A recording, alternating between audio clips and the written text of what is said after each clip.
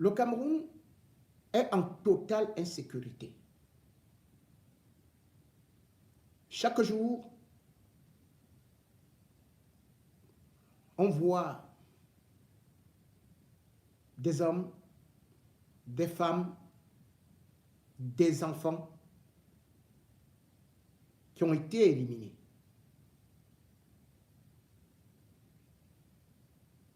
On se demande jusqu'où et jusqu'à quand notre pays restera une véritable jungle. Au lieu de ça, au lieu de demander des comptes à l'État, dont l'une des missions régaliennes est justement d'apporter la sécurité, on voit plutôt des gens profiter des malheurs, des crimes, qui d'ailleurs sont effectués avec des mains cachées des oripeaux ou alors couverts des oripeaux de l'État. De plus en plus, verser des rivières de sang. On ne demande pas à l'État des comptes. On cherche plutôt la communauté.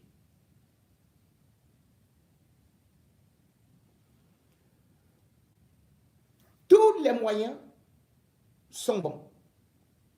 Et tout décès est bon pour pouvoir allumer le feu, opposer les uns aux autres et appeler à ce qu'une communauté se dresse contre l'autre.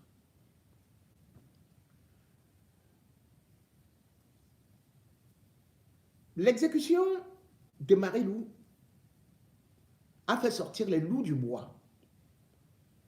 Certains ont crié au plus gros scandale. Ce qui était vrai. Ce qui est vrai. Parce que regardez comment est-ce que cette femme a perdu sa vie. Ça fait froid d'eau, ça fait peur, ça donne des nausées. Vous ne pouvez même pas fermer les yeux si vous avez tout simplement vu les images. Même si vous avez déjà payé votre billet d'avion pour aller au pays, quand vous regardez ça, vous allez peut-être même dire à l'avion, marche arrière. Ou plutôt à l'aéroport, vous allez dire, je préfère perdre mon bien. Parce qu'avec ça, lorsqu'on utilise les scies et autres, les maquettes pour découper, c'est qu'on a atteint un autre niveau.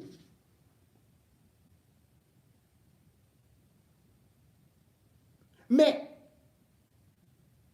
le problème, c'est que ce n'est pas un crime isolé.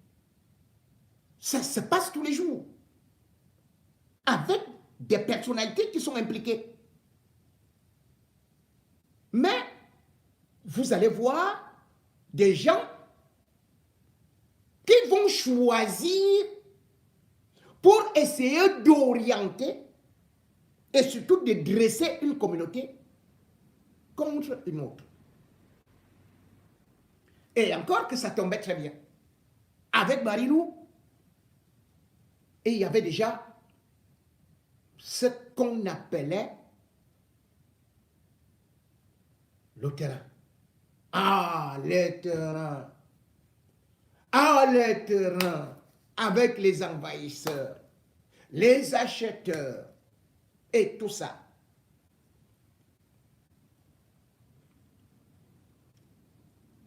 On m'a donc dit que je devais prendre position pour la communauté. Et je continue à dire, je ne suis pas là pour la communauté. Je suis là pour l'humanité. Je suis là pour la vérité, la justice. Je ne suis pas là pour me dresser les uns aux autres.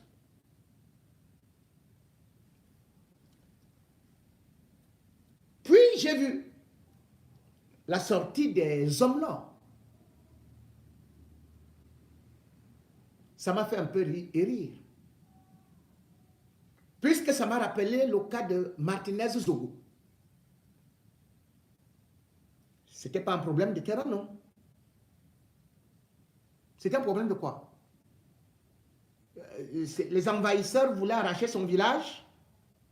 Bon, passons.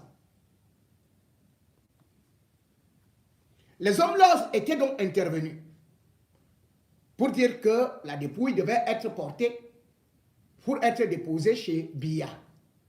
Après, les mêmes hommes là, même pas les hommes là, c'était les chefs des villages, de la laitier, qui immédiatement ont demandé pardon au chef de l'État.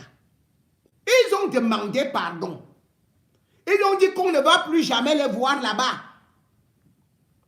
Qu'ils ne parleront plus. Que wow, c'est à l'État de faire ça. Nous, vraiment, on se met à genoux devant Paul Biya. On dit que oh, vraiment, on n'est pas.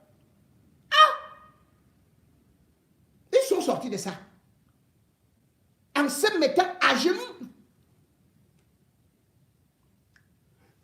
Aujourd'hui, ils ressortent. Et qu'est-ce que j'entends? Ils font une longue sortie comme ça là. À caractère tribal. Pour demander déjà que l'État, que Paul Biya soit contre ou prenne des mesures contre cet homme qu'on appelle Gushinge, le poissonnier, qu'on dit d'ailleurs qu'il vend les poissons pourris. Mais je ne sais pas pourquoi jusqu'à présent, certains continuent à les consommer. On peut toujours aller à la pêche, non? Et encore des rivières. Quand les poissons sont pourris et tout, abandonnez-les. Sauf que les gens courent toujours derrière ces poissons dans les marchés. Je passe donc dessus. Et puis j'ai vu aussi une sortie d'une femme qui est aussi chef, Boulou, et qui en langue explique justement que Marilou était à sa prestation, ou plutôt à son intronisation. Ce qui est tout à fait normal, de rendre hommage et de demander d'ailleurs justice. Demander justice, c'est noble. C'est à applaudir, c'est à encourager. Si les Camerounais pouvaient se lever chaque fois qu'il y a quelque chose comme ça, qu'il y a un meurtre, ce serait une chose fantastique. Si les Camerounais pouvaient même marcher comme partout ailleurs, et il y a des marches blanches pour demander la justice, ce serait quelque chose de formidable. On ne peut pas continuer à rester assis devant autant de cruauté, autant de bestialité. Il faut que le peuple se lève. Mais se lever ne veut pas dire que, bien évidemment, qu'on connaît si on n'a pas des éléments. Et il y a des assassinats qui sont faits avec des éléments où vous savez déjà que voilà tel autre, voilà tel autre. J'ai réussi à réunir tel nombre d'éléments concrets contre une personne. Celui qui est donc bien placé et qui avait connu Marilou dans des conditions que moi je ne voudrais pas, c'est la vie privée, c'est donc notre frère. Sostène Fouda. Sostène Fouda a multiplié des directs. courage à lui. Et aussi, on peut dire, bravo pour avoir honoré la mémoire de cette dame. Mais cependant, ce que j'attendais, parce que exactement comme quand moi je suis sur un dossier où j'ai des éléments, moi je viens faire le direct et je vous dis voici l'élément que j'ai. Voici tel qui avait fait à telle heure, elle s'est retrouvée à tel endroit. Voici tel, qui a fait ceci, qui a fait cela. Donc moi, j'attends aussi qu'il apporte tous ces éléments, surtout qu'il connaît très très bien cette famille. Mais j'ai donc appris que il ne s'est pas rendu pour donner des éléments. Vous comprenez donc que moi, je ne peux pas inventer des éléments. Parce que ces éléments, on peut bien en donner au niveau de la police, ou au niveau de la gendarmerie, ou auprès des journalistes. Moi, j'ai toujours dit, envoyez-moi des éléments. Vous n'allez pas me dire que parlez seulement. Envoyez-moi des éléments. Et je vais parler.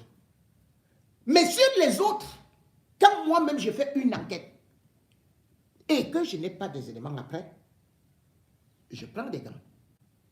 Vous voyez, sur l'affaire Martinez, j'ai toujours sorti des éléments, y compris même les auditions. Mais s'il n'y a donc pas les auditions, j'apprends tout simplement sur des réseaux sociaux, je vois Paul Daisibia qui fait une publication.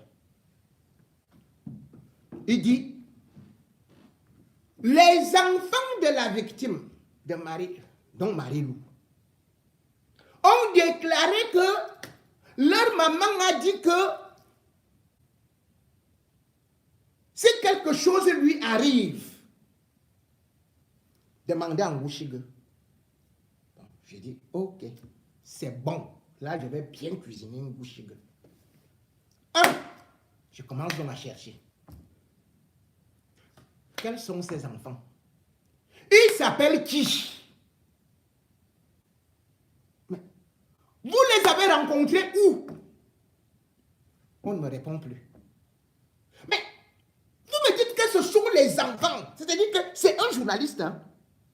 C'est quelqu'un qui se présente comme journaliste. Il dit les enfants. Parce que même si c'est dans l'anonymat, on donne au moins un enfant. Parce que si tu as déjà dit que l'enfant de tel, parce que cet enfant-là peut aussi porter plainte. Les enfants-là ne sont pas mineurs. Ils ont quel âge? Ils vivent où? Ils ont saisi quel tribunal? Ils ont saisi quelle police, quelle gendarmerie? Essayez de m'expliquer. Oui, Paul Daisy. Mais tu fais l'interview à des enfants. On ne sait pas si c'était au barreau, si c'était par téléphone, si c'était par rêve. Et sur l'interview, tu dis les enfants, ils sont combien? Ils sont combien? Quelle est leur identité? Et puis, quand quelqu'un vous accorde l'interview, on entend au moins sa voix. Non, ce n'est pas ça.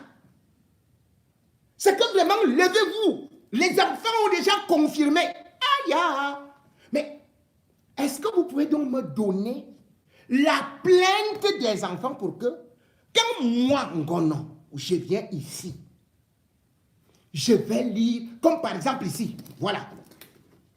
J'ouvre ici. Ouais, voilà ça. Je vois ici, plainte avec constitution de partie civile. Je croyais donc que c'était les enfants. Mais moi, je vois plutôt que c'est Honorable Ngouchigue Sylvestre qui porte plainte contre Sieur Vincent Sosten Fouda. Qu'est-ce que ça veut dire cette histoire? Donc, vous me dites que c'est lui, le grand tueur, qu'il fuit la justice, qu'on doit d'abord le déshabiller. Bon, et c'est lui qui porte plainte. Moi, je ne sais pas. Où est la plainte de la famille? Elle n'avait pas les sœurs. Dans une famille aussi nombreuse, expliquez-moi.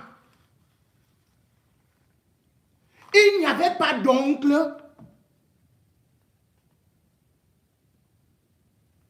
Mais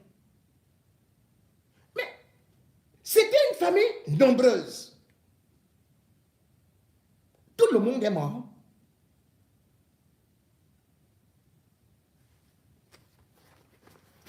Donc on me dit, grand, va seulement. C'est notre sœur. Et quand on me dit comme nous, c'est une affaire de terrain, on veut arracher le terrain à la femme là. C'est pour ça qu'on a fini avec elle. J'ai dit, ouais.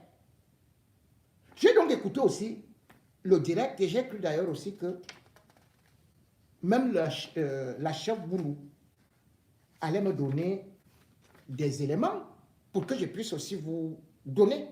Parce que moi, je vous ai déjà dit, même si c'est mon père, même si c'est ma mère, même si c'est mon frère, même si c'est mon fils, dès que vous avez des éléments, c'est moi, vous voyez comment est-ce que moi j'agis toujours ici. Je regarde, est-ce que c'est ceci? Je demande à l'autre, je fais le recours. Mais si vous me dites que c'est que nous avons eu la certitude des enfants, je demande que les enfants là habitent où? Non, vraiment, ça c'est une question compliquée. Hein. J'ai dit, ouais, il y avait des... Quand vous êtes rencontrés, est-ce que tu es vraiment sûr que ce sont ces enfants? Il dit oui, mais est-ce que tu as regardé leur carte d'identité? Ils ont quel âge? Non, vraiment, c'est les enfants. C'est les enfants. Mais les enfants, c'est quel âge? Ils ont 12 ans, 14 ans, 16 ans.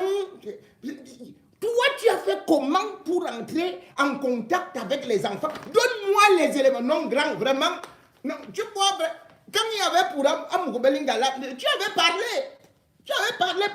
Je dis, ah bon, hein? Donc, j'avais parlé dans ce cas. Il faut parler, mais chez Amoukobelingala, ce n'était pas pour accuser une communauté. Non, je n'accusais pas une communauté.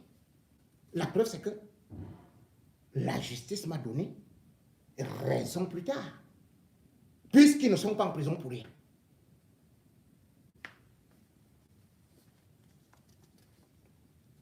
Je dis donc d'abord,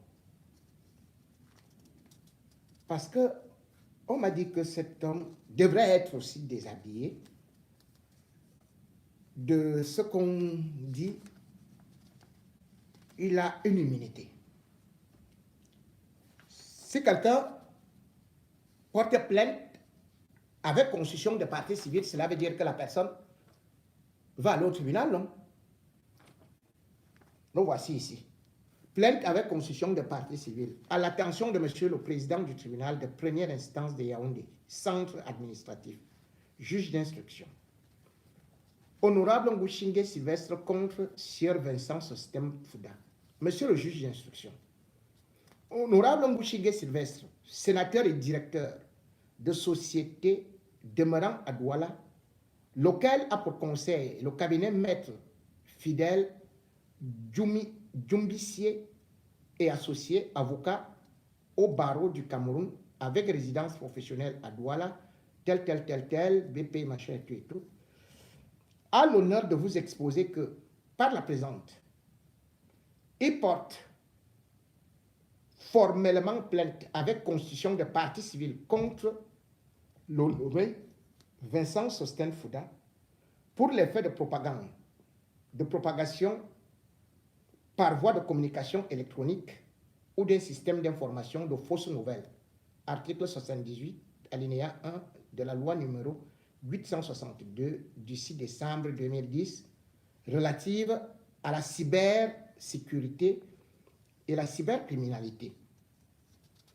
Notre client honorable Ngouchingue Sylvestre à courant janvier 2026, surpris sur les réseaux sociaux plusieurs publications et discussions émanant pour la plupart de la page Facebook d'un individu dénommé Vincent Sostène Fouda, sur laquelle ce dernier diffuse de nombreuses pseudo-informations et commentaires faisant état d'une supposée implication du plaignant dans l'assassinat particulièrement horrible survenu entre le 6 et le 7 janvier 2026 à Yaoundé de la nommée Marie-Louise Mbala Ntsama, épouse de Montreuil.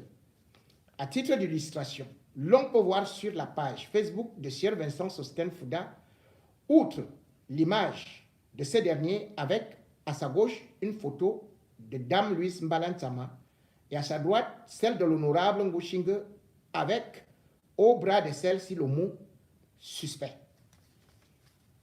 Entre guillemets. Dame Marie-Louise Mbala Ntsama et à sa droite celle de l'honorable Ngushinge avec au bras de celle-ci le mot suspect.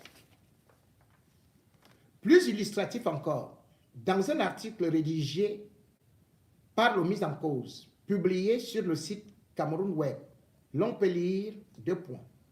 Ouvrez les guillemets. Firme de l'assassinat de Marie-Lou Mbala. Ngushinge Sylvestre, principal suspect. Fermez les guillemets.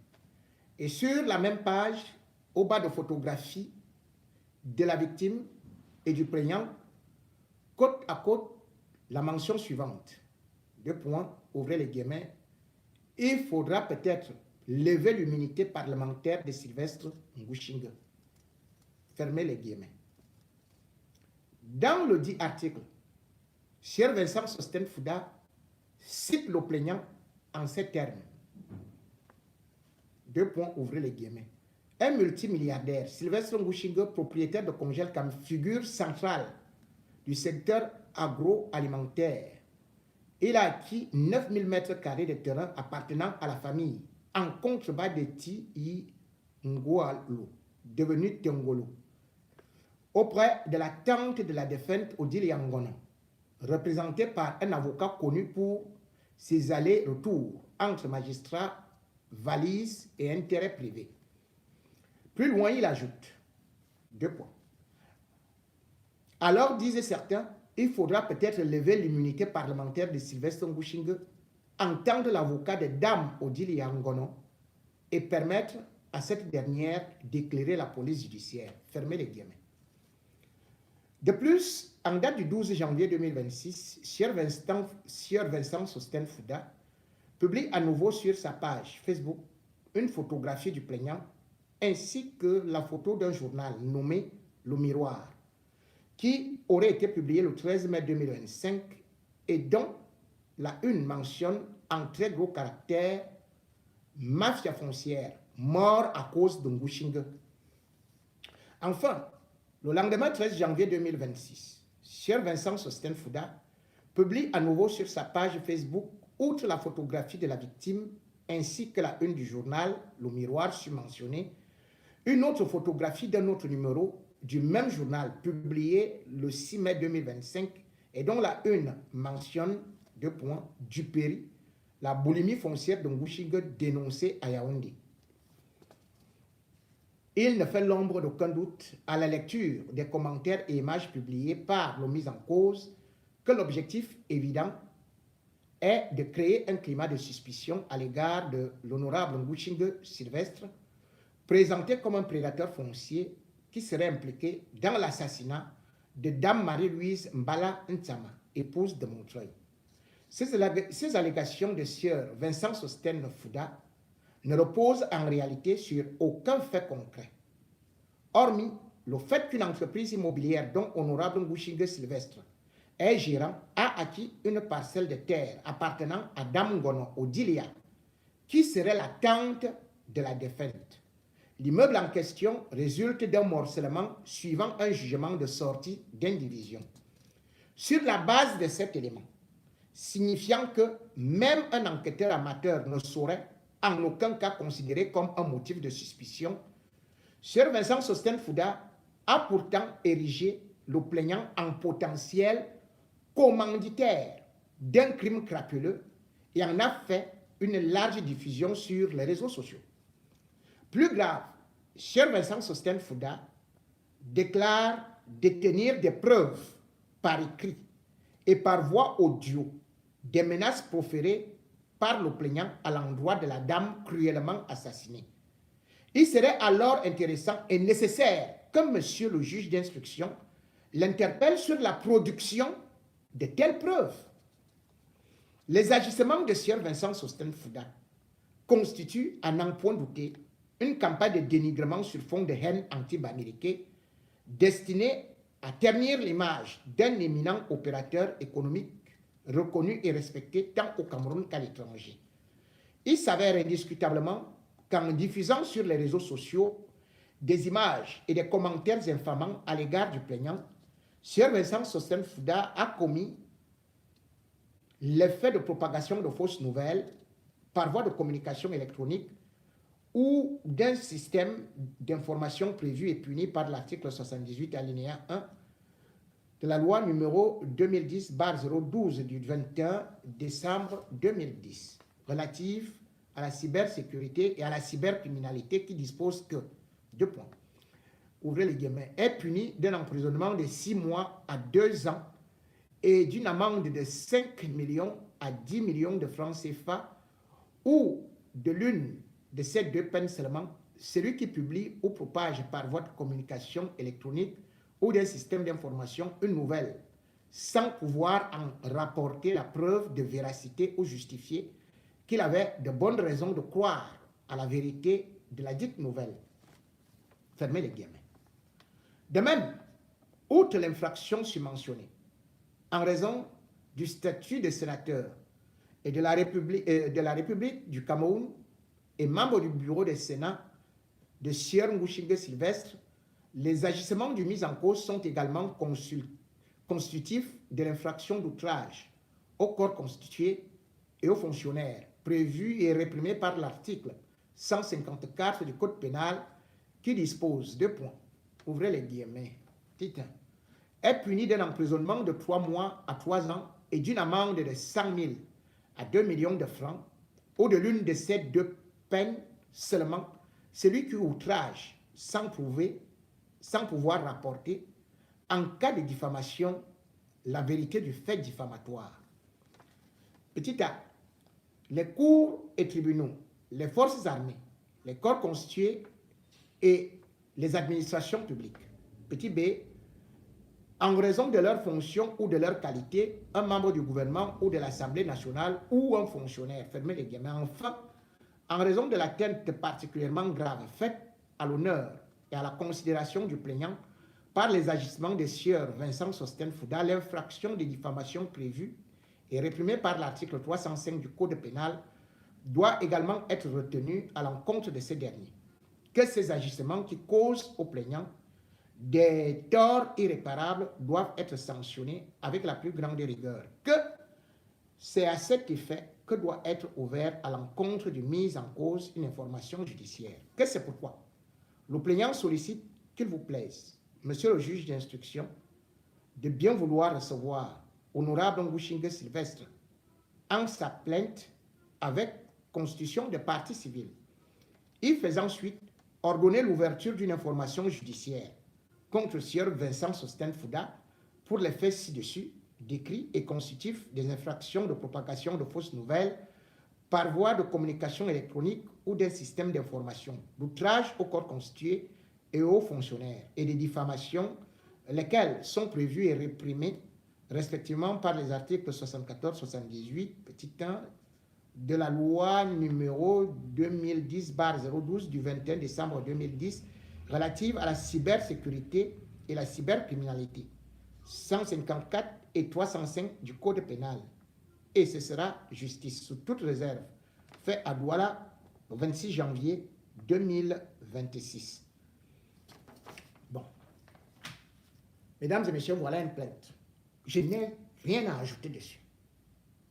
C'est une plainte. Moi, depuis, j'attends que la famille porte aussi plainte. J'attends des éléments. Le problème ici, la difficulté ici, c'est comme je vous dis, lorsqu'on fait une navigation à vue, et surtout lorsque un crime, moi je vois une signature, il y a une signature que je connais. Cette signature ressemble souvent aux agents secrets. C'est-à-dire que c'est des spécialistes qui sont allés vers ça. On me dit qu'il y a une enquête. Mais en même temps, si vous avez des audios, même si vous ne les présentez pas à la justice, si vous avez des preuves, envoyez-les-moi. Ou bien publiez directement sur une page. Vous avez pu voir que concernant la mort d'un homme qui avait bouffé dans une cantine 10 millions ou 5 millions, j'ai diffusé les audios, les témoignages qui émanaient des gens qui étaient là.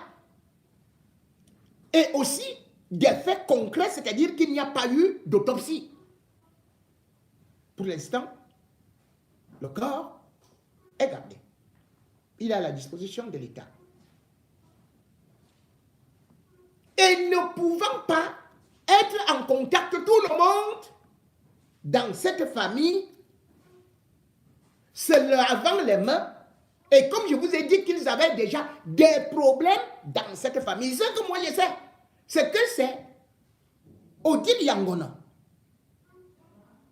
qui, après avoir reçu de l'argent,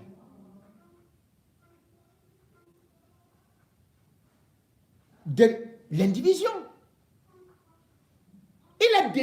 elle a dégagé au moins 201 personnes. Ce n'est pas l'armée qui est venue les dégager. C'est eux-mêmes qui sont partis.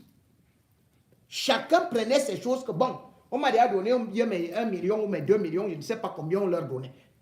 Parce que j'ai voulu savoir, est-ce que l'État est venu casser? Est-ce que le type là, comme lui, il a beaucoup de milliards là, donnez-moi si c'est ça, je vais finir avec lui.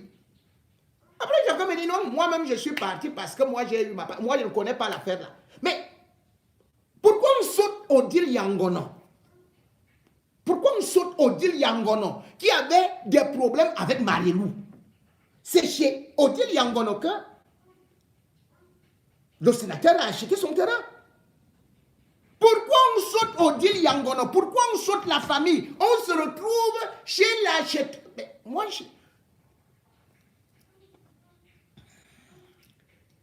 j'ai donc aussi suivi cette femme, je croyais qu'elle allait m'apporter encore beaucoup plus d'éléments. Mais elle demande le secours du président Biya pour que lui-même intervienne dans cette affaire. Mesdames et messieurs, essayez donc d'écouter cette chef boulot. Je vais essayer de traduire quelques bouts de phrases.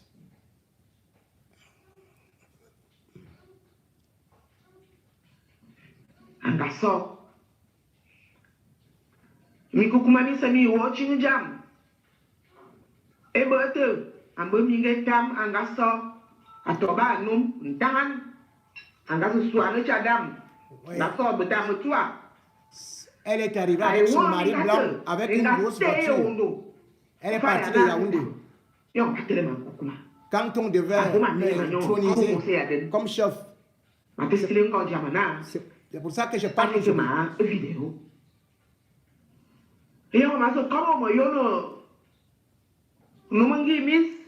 Quand je viens parler en pleurant devant Paul Biya, le Nomgi, tu es notre père.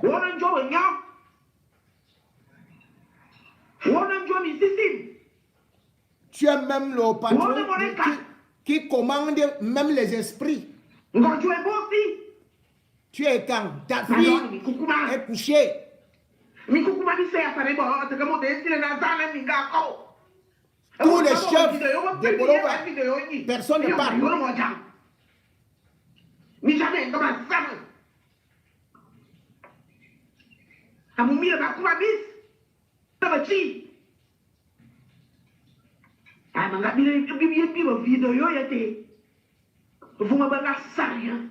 J'ai vu des vidéos horribles avec les photos. Là, on l'a dépecé. On m'a envoyé ça.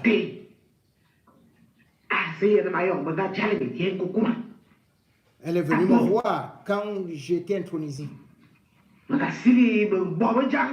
Je demande à mes frères et sœurs, à mes collègues, que vous dites quoi? Un Omingi, c'est-à-dire que Paul Biya, le chef suprême. Tous les autres, vous dites quoi?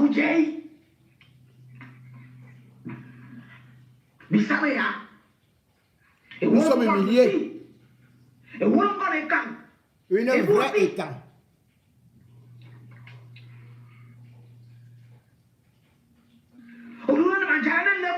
Je suis très en colère, mon cœur est plein de douleur.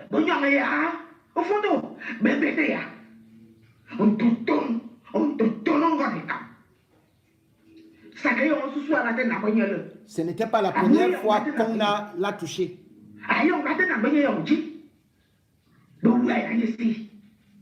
Mais cette fois-ci, quand on l'a touché, on l'a mise à terre.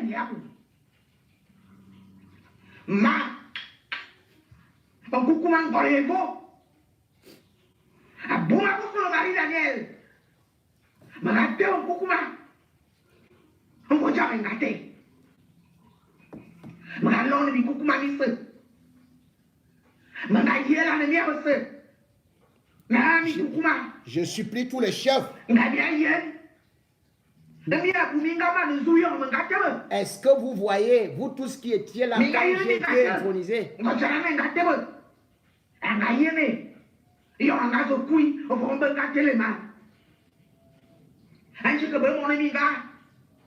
Elle n'était pas une petite femme.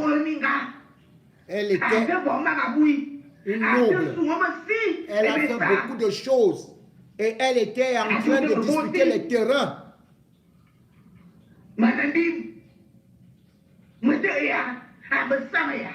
Je suis fatigué, je suis humilié.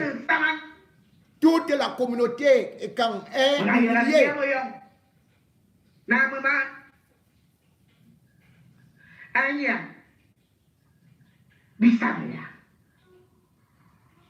Nous sommes humiliés.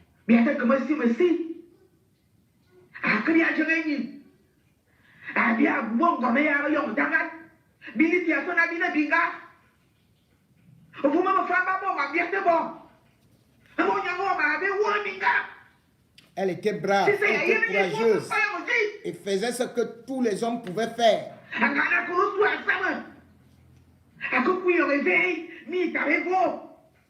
Jusqu'où vous resterez silencieux? Est-ce que les chefs n'ont rien à dire, à faire?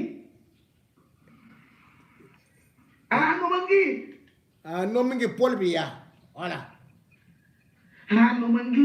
Ah, Paul Biya, un homme qui. Ton enfant pleure devant toi.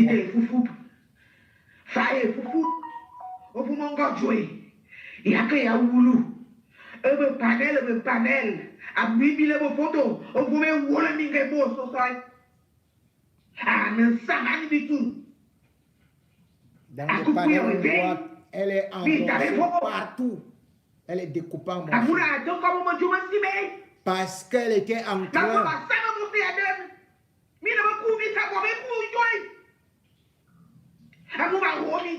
Elle était en train de défendre son terrain. C'est pour ça donc que j'appelle le chef.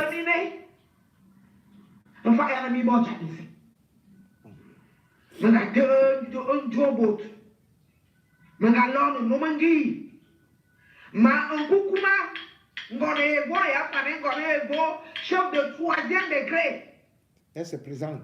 Elle est chef de 3e degré. Arrêtez. Voilà son arrêté qu'elle vous présente. Présence effective, Romy.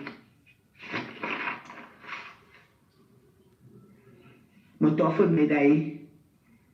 Elle est aussi médaillée. Ma, abomo. Alors, mais kukuma na mi te bo tetele. Minga ne bi bi le bo tu. Minga bo si. Anje ka samala yo. Ame wo minga. Il n'a pas humilié Ngana ne lang. notre communauté. Biama se bi bo lang. Si c'est pour gâter, nous tous on doit gâter. Benjamin, yo ma kobo.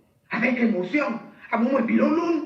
Je parle avec émotion parce que je suis très fâché depuis que cela s'est passé. Ma be ko ko. Je ne sais pas parler. À moi, ce que na ma kama nin. Be pa ne yo ma te yana bon ko bo jam si. Na ma te sile na bo na. Encore. J'ai demandé que les enfants me donnent la parole dans un panel. Plusieurs fois, ma soeur a défendu le terrain. Plusieurs fois, on a fait des messes d'action de grâce par rapport à ces problèmes de terrain. Et cette fois-ci, on est venu finir avec elle.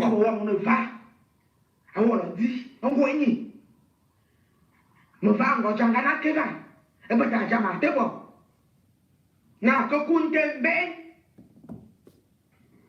ni joye bo we bia akoku yo me be bi sama akoku kunte be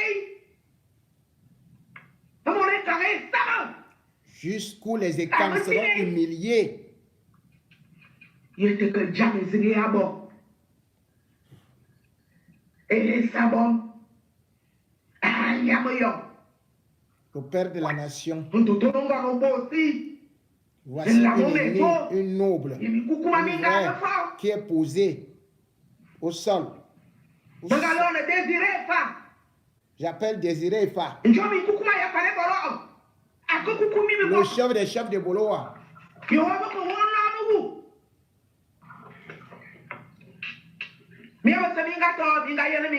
Vous tous, vous étiez ici. Vous avez vu cette femme qui est venue ici avec un blanc. Nous avons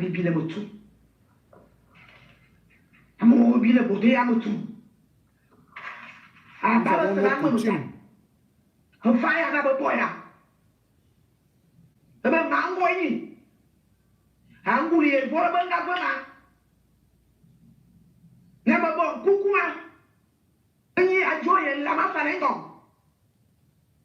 En vertu des pouvoirs qui m'ont été donnés. J'appelle à Bossolo.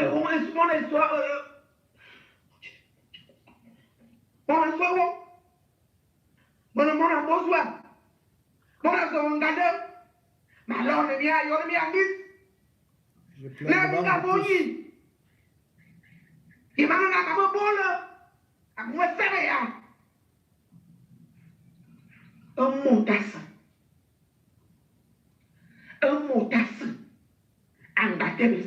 Toute personne qui a été complice de ce meurtre.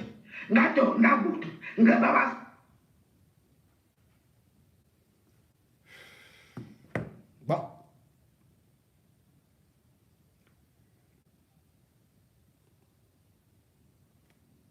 Émouvant, révoltant. Bien évidemment, on n'empêchera jamais aux gens de s'indigner, de pleurer.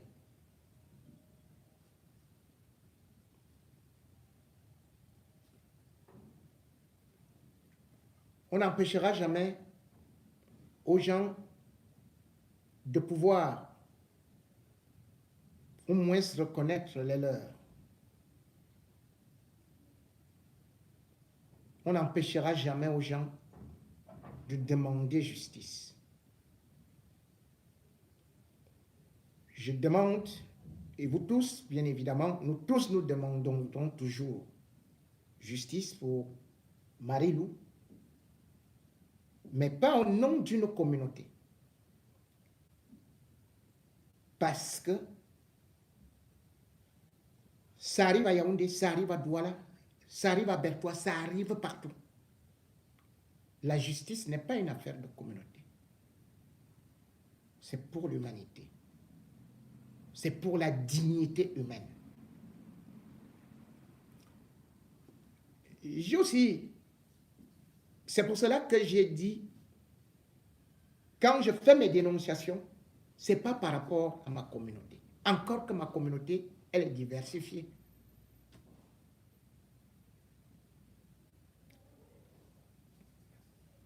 Je vais donc aussi vous faire écouter Serge Tamba, un de mes anciens collaborateurs à Radio Siantou, qui a aussi pris la parole. C'est vrai que beaucoup disent aujourd'hui que mais pourquoi est-ce que les autres ne parlent pas? Hein? Les mêmes qui parlaient pour Amugo Belinga, pourquoi est-ce qu'ils ne parlent pas aujourd'hui? Vous voyez ça? Et tout. Je vais revenir sur ça, juste après cette intervention. Mais comme je l'ai dit, on n'a pas besoin de pleurer et d'implorer la bonté de Paul Biya. Nous avons des forces de sécurité. Nous avons des vidéos, surveillance, des caméras partout. On a arrêté. Elle ne la connaît pas. Le bon Belinga, c'est trop quand même. C'est trop. Le Cameroun, c'est trop. Et en conclusion, je demande une enquête. Si elle est française, je demande une enquête. Mais elle est d'abord camerounaise. Parce qu'on ne connaît pas la double nationalité au Cameroun. Ça ne peut pas se faire. Personne ne peut accepter ça. Ouais, mais il fallait même si vous lui avez même fait l'amour, vous pouviez la laisser comme ça. Couper la tête, couper le cou, il y a feu.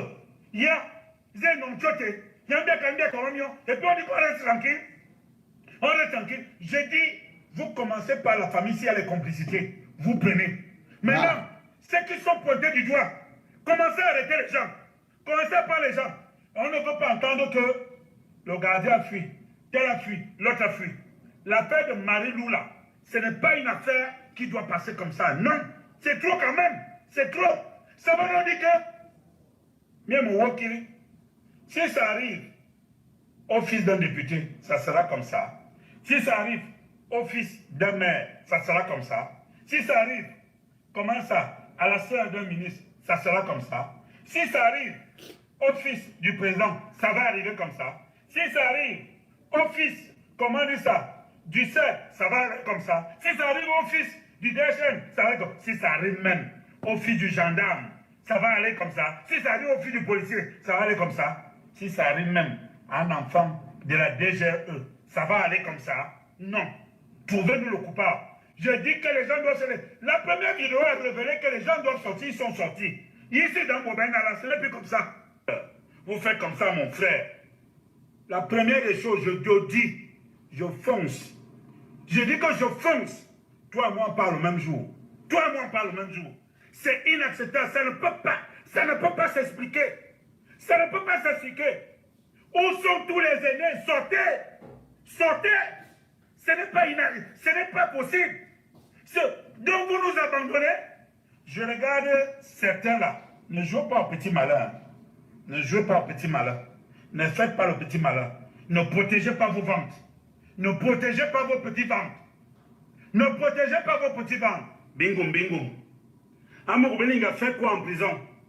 C'est parce qu'on l'a soupçonné d'avoir tué Martinez Zogo. Nous refusons la mort. Nous refusons que la mort de Marlou soit un simple fait divers. Voilà pourquoi nous sommes à nouveau ici pour exiger la vérité. Nous exigeons la justice. Nous exigeons que la dignité humaine cesse d'être piétinée comme un détail de la vie courante. Parce que, voyez-vous, ceux qui vous tuent, ceux qui vous arrachent vos terres, ils sont des membres d'une même communauté. Ils vous connaissent et savent que quand ils s'attaquent à vous, il n'y aura personne pour revendiquer, personne pour vous défendre. Vous citez un nom là. Je voudrais dire que quand M. Junior Zogo a eu des problèmes au Cameroun, il vous a rencontré et vous vous êtes battu à ses côtés. Quand M. Rémy Ngonan a eu des problèmes, c'est Marie-Roger Biloa et moi-même qui avions écrit à Reporters sans frontières pour qu'il puisse sortir du Cameroun. Je redis, c'est Marie-Roger Biloa, elle est vivante en France, et moi qui avons écrit à Reporters sans frontières pour qu'il puisse sortir du Cameroun.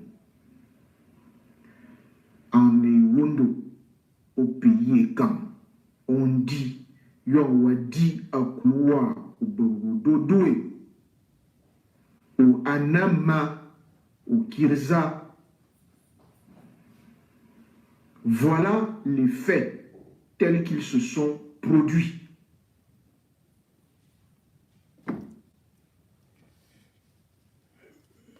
Mesdames et messieurs, Serge Tamba, on comprend sa colère et d'ailleurs, je la partage. Je vais revenir sur lui beaucoup plus tard, mais je vais d'abord reprendre mon frère Fouda Sosten. Vous savez, je suis quelqu'un qui agit pour tout le monde, sans demander un intérêt. Que ce soit des pauvres, des gens qui sont dans le désarroi. Je suis aussi quelqu'un qui reconnaît tous ceux qui m'ont aidé. Mais je ne vais pas accepter aussi qu'on falsifie l'histoire. Mon frère, Vincent Sosten, j'ai peur de ta dernière déclaration. C'est pour ça que j'ai mis ça, que je l'ai mise là.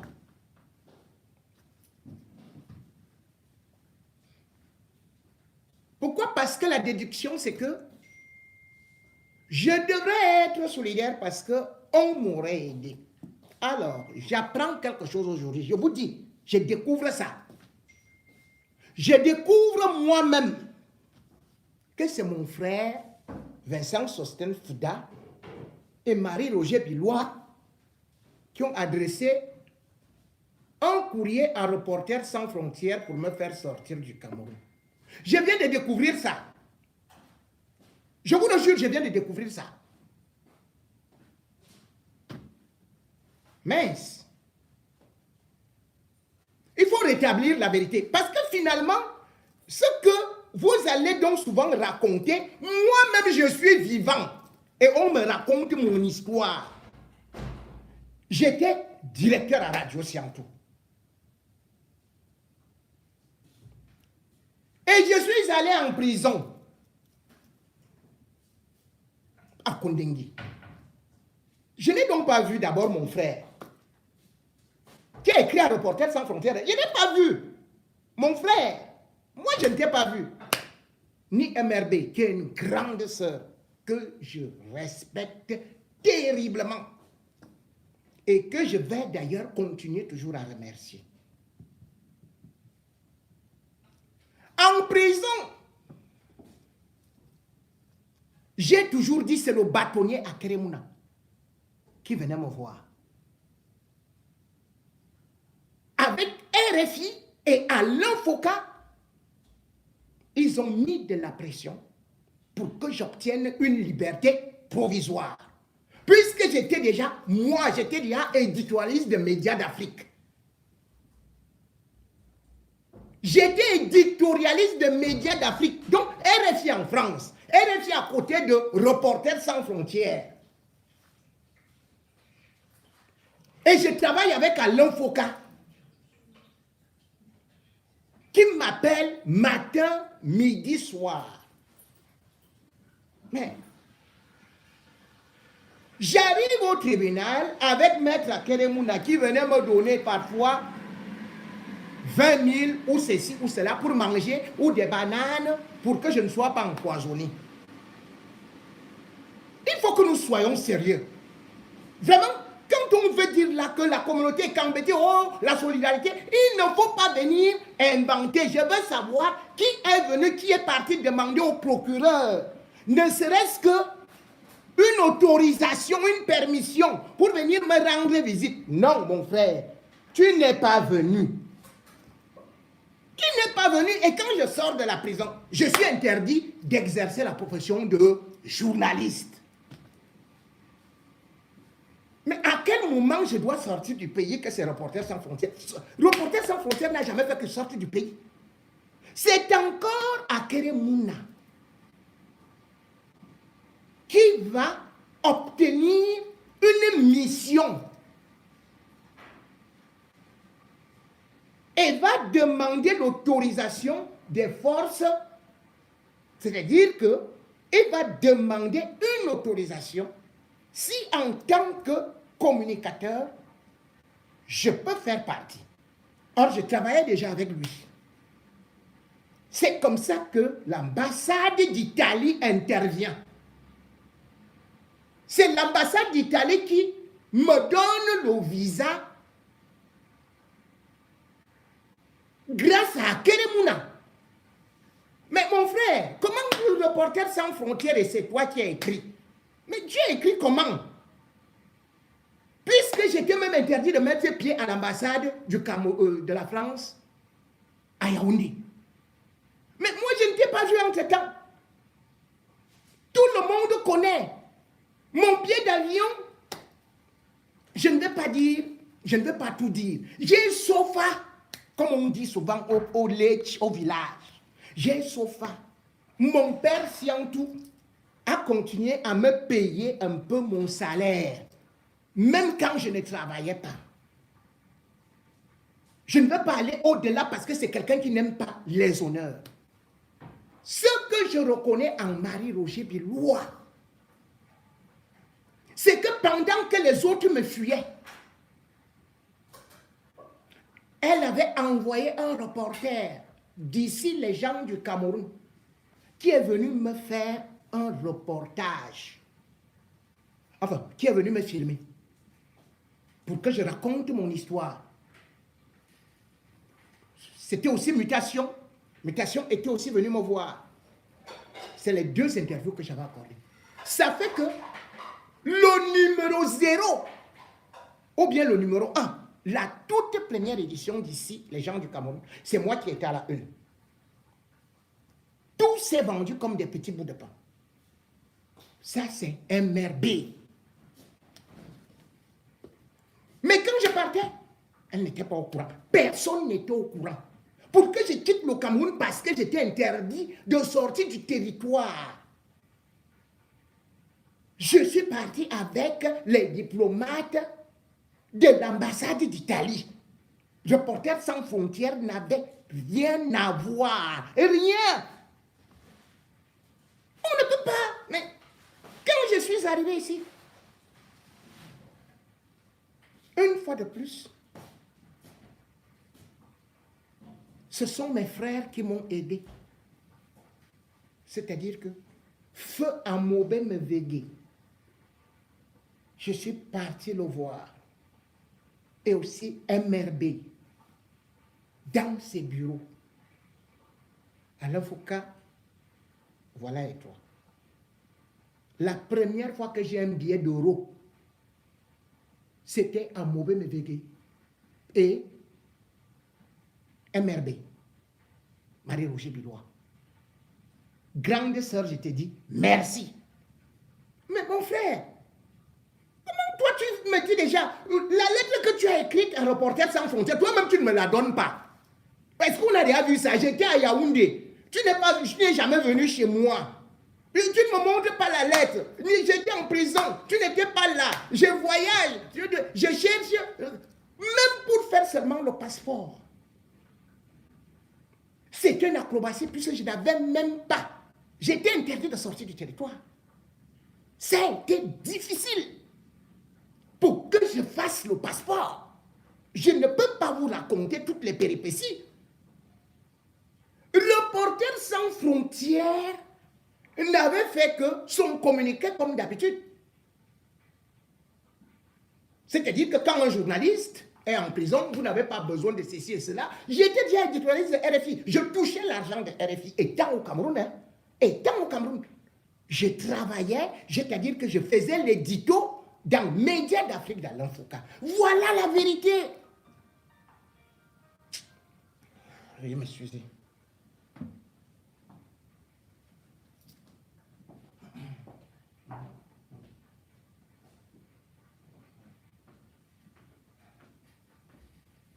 Nous sommes donc, comme j'ai toujours dit aux gens, je reconnaîtrai toujours ceux qui m'ont aidé, de près ou de loin. Peut-être que je n'étais pas au courant, mais là, c'est une information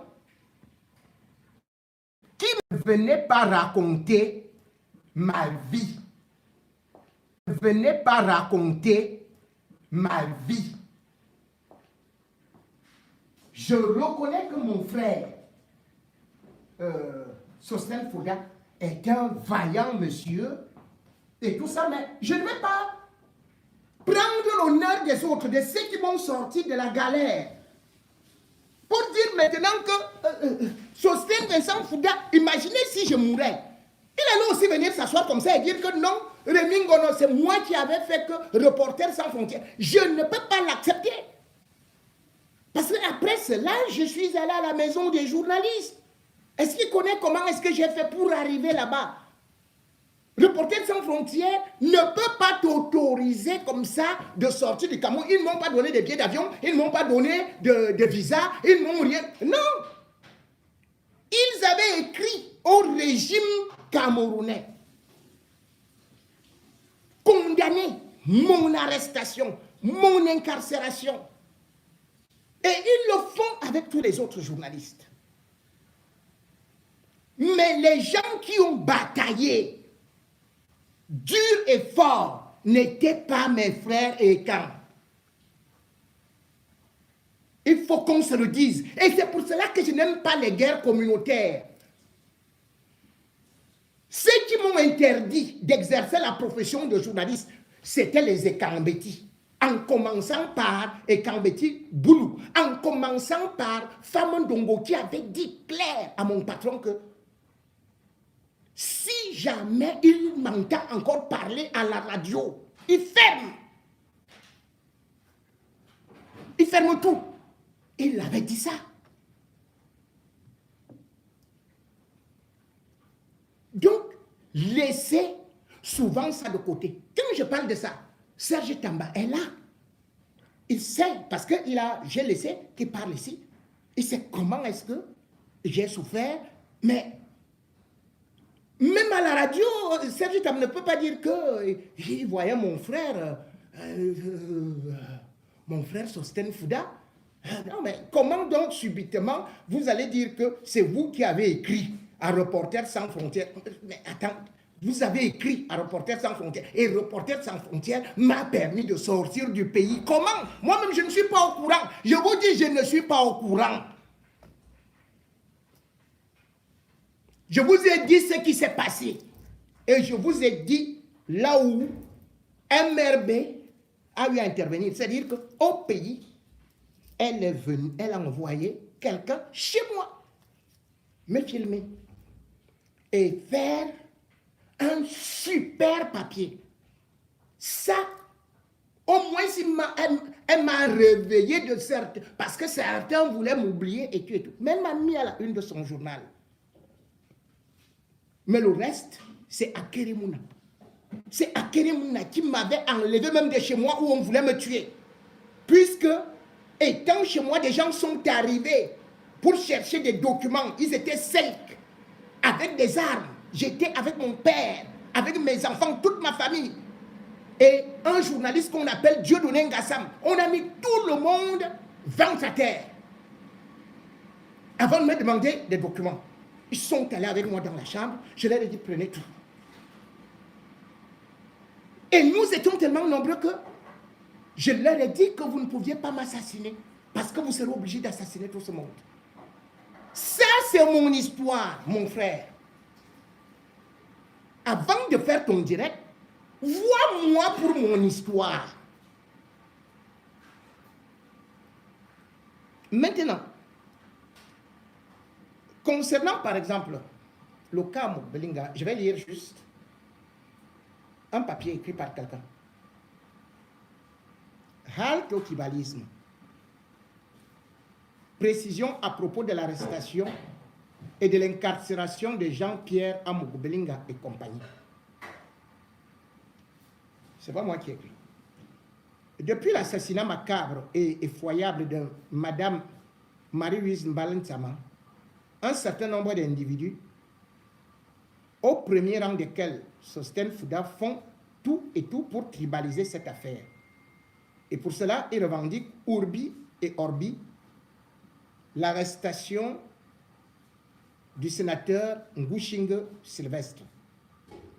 Ceci disent-ils afin d'égaliser et de compenser la détention de Jean-Pierre Amougbelinga.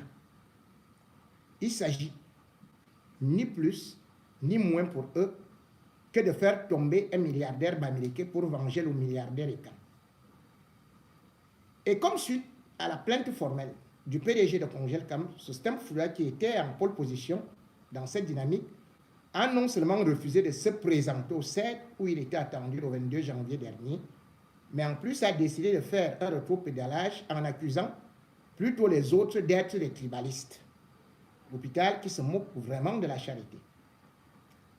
La nouvelle trouvaille de ces chantres du tribalisme est de faire croire que si le PDG du groupe L'Anecdote a été arrêté et puis emprisonné, ce serait parce que les lanceurs d'alerte Bamileke auraient mis la pression sur les autorités judiciaires.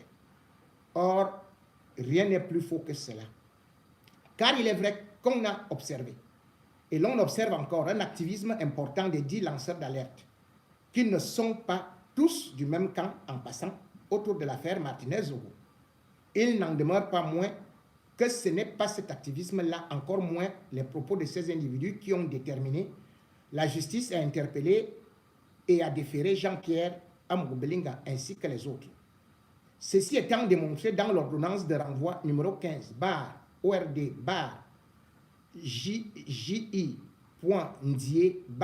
TMY, du 29 février 2024, signé du juge d'instruction Ndié Pierrot Narcisse, et dans lequel il est clairement dit que, ouvrez les guillemets, que suite à cette découverte du corps de Martinez-Zogo, une dénonciation a été faite au groupement de gendarmerie territoriale de Yaoundé, indiquant que quelques jours avant, le lieutenant-colonel Danoué Justin de la Direction générale de la recherche extérieure, DGRE, cherchait des gros bras pour une action contre le défunt. Qu'entendu, cet officier a reconnu avoir quelques jours avant mené une opération contre feu Martinez-Zogo, dont l'exécution a été instruite aussi bien par son chef hiérarchique, le commissaire divisionnaire Eko Maxime Léopold, que par Sieur Amougou Jean-Pierre. Point virgule. Sur le cas Amougbelinga Jean-Pierre, qu'il a insisté sur le fait que l'argent remis à Danoué Justin n'était pas un financement de l'opération contre Martinez-Zogo, mais une libéralité parmi bien d'autres à l'égard de cet officier ami.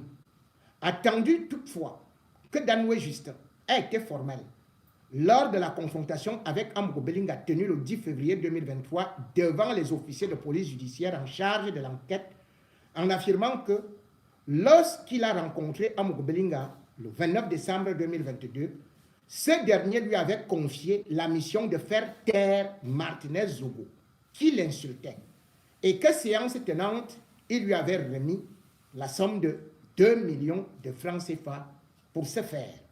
Fermez les guillemets.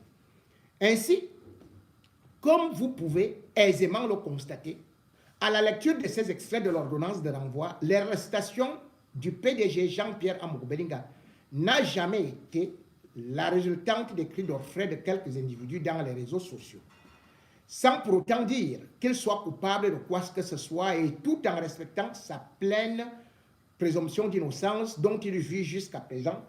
Il faut dire aux Camerounais que si le PDG de l'anecdote a été interpellé et écroué en prison, c'est tout simplement parce qu'il a été accusé par le cerveau de l'opération, Justin Danoué, comme étant son commanditaire. Et qu'en retour, Jean-Pierre Amour-Belinga a lui-même reconnu que Justin Danoué était son ami à qui il remettait des sommes d'argent de temps en temps pour l'aider. Tout comme si Bruno Bidjan a été aussi interpellé et inculpé, c'est parce que son ami Paul Daézy Biya était allé faire une déposition au CED, au cours de laquelle il avait produit une capture d'écran d'un échange WhatsApp qu'il avait eu et dans lequel Bruno Bidjan faisait savoir qu'ils seront sans pitié quand ils vont réagir contre Martinez Zogo. D'ailleurs, le même Paul Daézy Biya est venu témoigner le 17 décembre dernier en maintenant ses propos.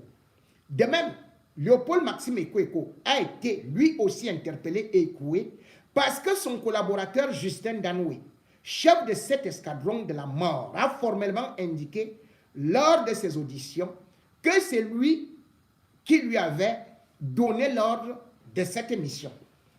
Tout également, Martin Savon a été interpellé et écroué parce qu'il a été formellement accusé par Ekassi, qui est allé faire des dépositions contre temps au sein que devant le commissaire du gouvernement du tribunal militaire de Yaoundé. Le même Ekassi qui est passé confirmer ses dires à la barre du tribunal militaire de Yaoundé le 22 novembre dernier. En somme, ce que je veux que les uns et les autres comprennent, c'est qu'on n'interpelle pas et n'emprisonne pas les gens dans une affaire aussi grave que l'assassinat de Marie-Louise Mbala juste parce que quelques individus ont braillé dans les médias et les réseaux sociaux. Si quelqu'un estime qu'il a des éléments pouvant faire avancer l'enquête et conduire à l'interpellation d'une quelconque personnalité, la demande est toute simple. Qu'ils aillent rencontrer des officiers de police judiciaire et ou un procureur de la République afin d'y faire leur déposition, accompagnés des éléments de preuve en leur possession. Sinon, il serait alors bon que tout cela soit poursuivi pour commentaires tendancieux et obstruction de la justice, conformément aux articles 164 et 168 du Code pénal. Car tout porte à croire que, contrairement à leur supposée volonté de faire éclore la vérité, ils voudraient plutôt influencer le déroulement serein des enquêtes afin d'éloigner les soupçons des véritables coupables. Ceci afin que justice soit rendue à Marie-Lou ainsi qu'à toute sa famille. Justice pour Marie-Lou, et je vois c'est signé ou Fipangras ou quelque chose comme ça. Vous comprenez donc que j'ai donné des éléments concernant souvent certaines enquêtes. Et d'ailleurs, dans l'affaire Martinez-Zogo, lui-même, il avait fait des sorties. Il avait brandi des documents que chacun d'entre vous a vus. Les documents de détournement. Il avait fait des vidéos en disant que tel va me tuer. Parce que ça s'accentuait et il avait des témoignages. Et c'est sur la base aussi de cela que, parce que j'ai d'abord lu la lettre, que j'ai d'abord vu des éléments que j'avais dénoncés avant même l'assassinat. Mais là, comme je le dis, si déjà on dit qu'on a des éléments et on ne les produit pas, et par la suite, moi-même qui dois aller témoigner, par exemple, c'est-à-dire moi qui dois faire le direct, si on commence déjà à me dire que même sur mon affaire, des gens ont eu à intervenir jusqu'à me faire voyager, sortir du pays, alors que je ne les connais pas, cela veut dire qu'il y a un problème. Nous voulons la justice et non la vengeance. Nous voulons la vérité et non la manipulation. Je ne suis pas là pour me venger sur qui que ce soit ou pour dire que la communauté Kambeti a été attaquée, puisque d'ailleurs, comme je l'ai souvent dit, ceux qui se sont retrouvés impliqués dans l'affaire Martinez étaient à 90% de la même communauté et Kambeti. Et d'ailleurs, aujourd'hui, il y a une autre affaire.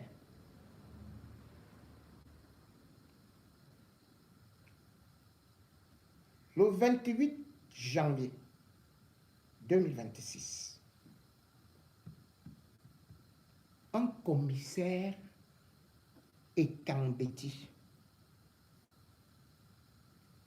Beau Jean-Marie,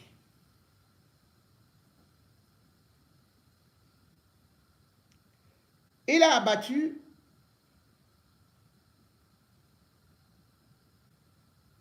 froidement une autre femme Ekambeti, une femme Ekambeti qui était son amante, Bandolo Manga.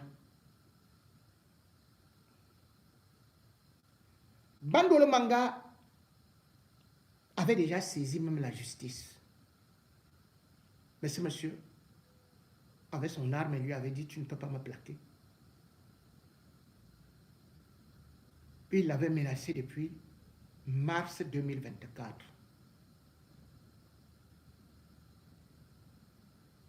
La justice n'a pas eu à intervenir parce que la justice chez nous ne fait pas de la prévention. Ou même, ces gens qui sont en tenue, ils se croient tout puissants. Elle aussi revenait de la France.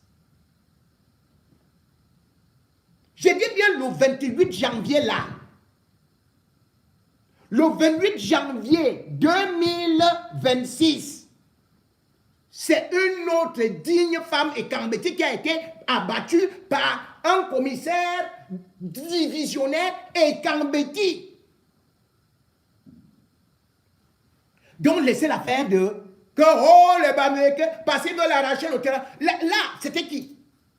J'ai dit c'est un commissaire divisionnaire en plein Yaoundé. Il a sorti son arme de service. Poum, poum, poum. J'attends donc que les gens fassent aussi des directs sur cette femme-là. Et comme ça, je vais voir, comme c'est un Ekambeti qui a battu une femme Ekambeti, pardon, je verrai, certainement vous allez dire que le commissaire-là avait le sang un peu banni et que derrière ça, il voulait vendre le terrain de la femme-là à un Bamileke et que ceci et cela. Non, je n'aime pas de telle tournure. Justice pour Marie-Lourdes, je continue à le dire. Mais ne me poussez pas à des choses que j'ai toujours combattues. Le tribalisme, la haine,